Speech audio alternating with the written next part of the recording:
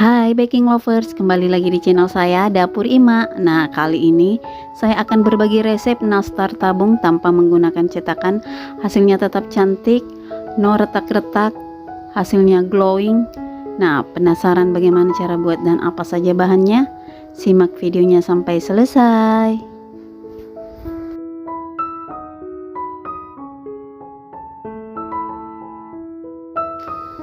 Langkah pertama, siapkan butter sebanyak 300 gram karena saya buat nastar yang premium, jadi saya menggunakan full butter.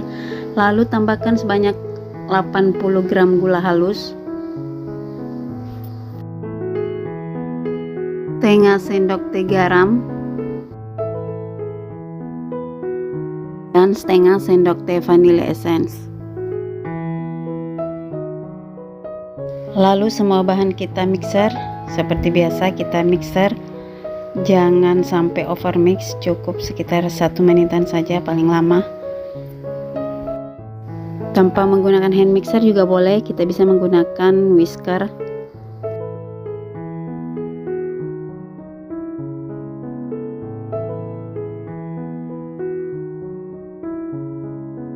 Setelah butter dan gula halusnya tercampur rata, matikan mixer. Lalu bisa kita tambahkan dengan 4 butir kuning telur. Lalu kita mix kembali sebentar saja, hanya sampai tercampur saja.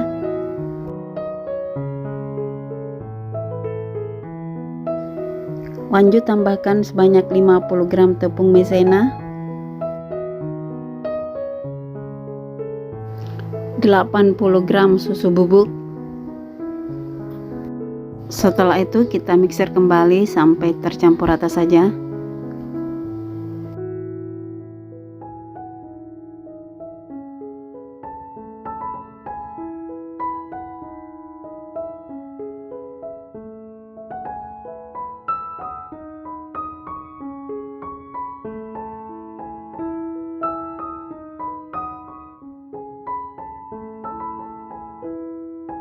Lalu matikan mixernya dan bantu aduk menggunakan spatula.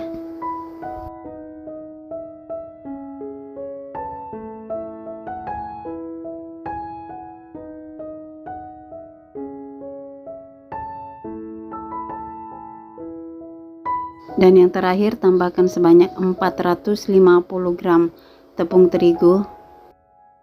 Nah, untuk penambahan tepung terigu kita masukkan secara bertahap. Untuk penambahan tepung terigunya bisa lebih atau kurang dari 450 gram tergantung dari kelembapan tepung terigunya.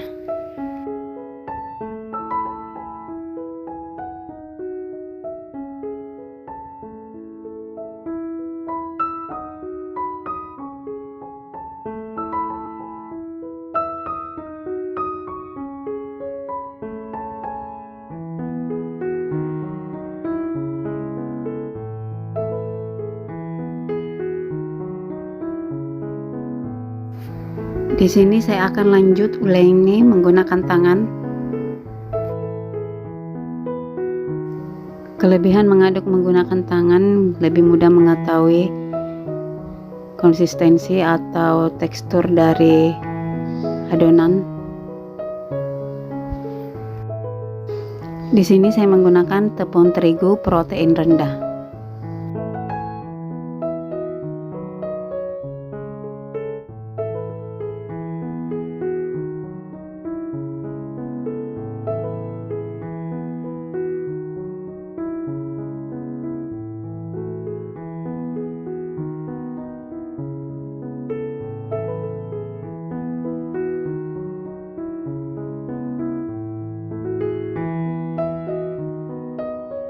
Ini adonannya sudah tercampur rata, untuk konsistensinya sudah pas atau teksturnya sudah pas menurut saya. Jadi total tepung terigu yang saya gunakan sebanyak 450 gram. Di sini adonan saya bagi menggunakan sendok takar. Sini beratnya kurang lebih 8 gram, 7,5 sampai 8 gram. Jadi menggunakan sendok takar itu lebih mempermudah pekerjaan.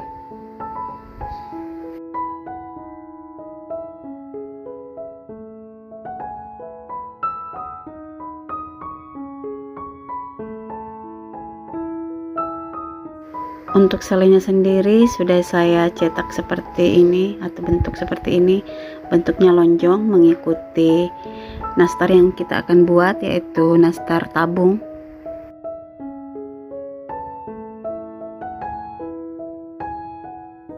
Ini nastarnya kita akan bentuk, ambil sekitar 1 sendok takar, lalu diberi selai nanas, lalu rapat-rapatkan adonan.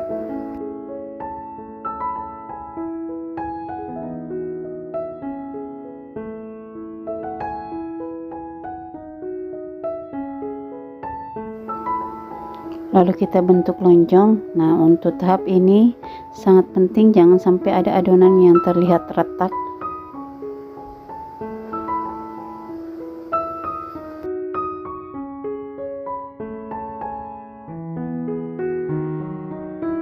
Lakukan hal yang sama.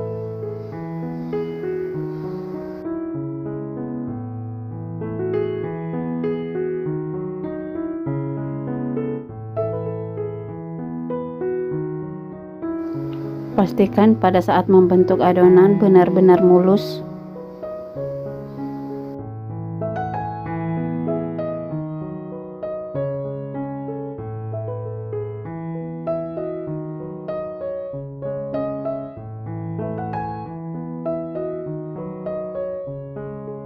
Ini nastarnya sudah selesai kita bentuk. Nah, terlihat rapi sama rata meski tidak menggunakan cetakan, hanya menggunakan sendok takar.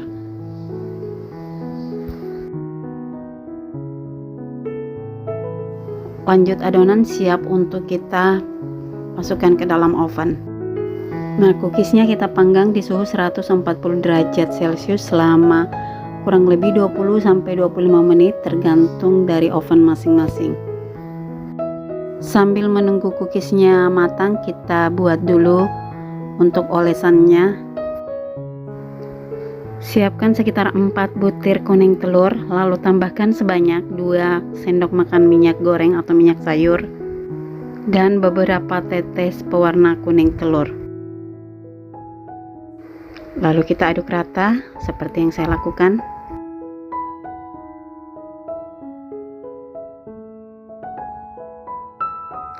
Lalu di sini saya saring biar lebih halus, tidak ada yang menggumpal.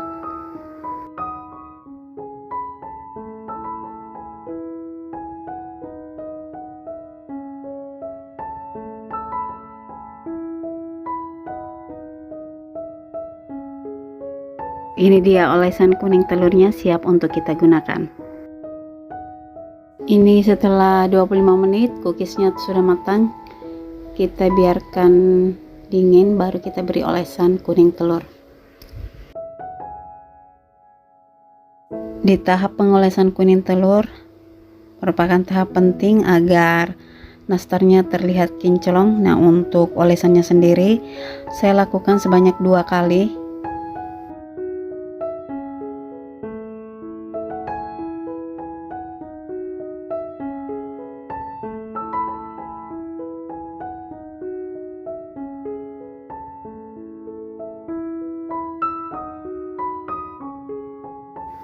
Nah, ini untuk kedua kalinya saya beri olesan kuning telur lagi biar terlihat lebih kinclong.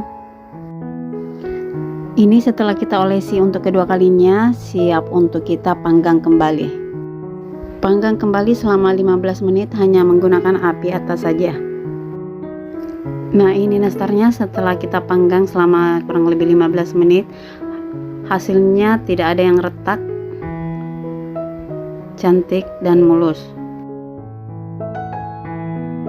Nah, tips buat moms di rumah jika ingin nastarnya terlihat lebih kinclong lagi, masih dalam keadaan panas, kita kuas permukaan nastar menggunakan kuas kering seperti yang saya lakukan, maka hasilnya akan lebih mengkilap atau terlihat lebih kinclong.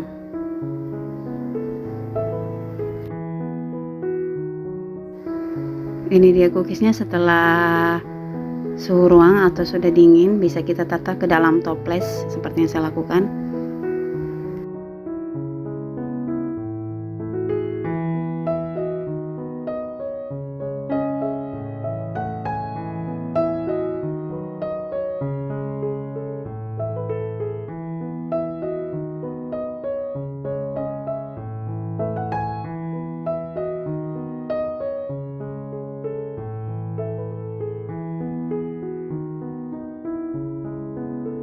Ini terlihat sangat kinclong. Untuk rasa tidak usah diragukan, sangat lumer di mulut. Jadi buat moms di rumah, jika video ini bermanfaat buat kalian, jangan lupa dukungannya dengan cara di like, share, dan subscribe, dan nyalakan tombol lonceng notifikasinya agar tidak ketinggalan video-video terbaru dari saya. Jangan lupa selalu sajikan makanan yang sehat dan lezat untuk keluarga tercinta di rumah. Sampai jumpa.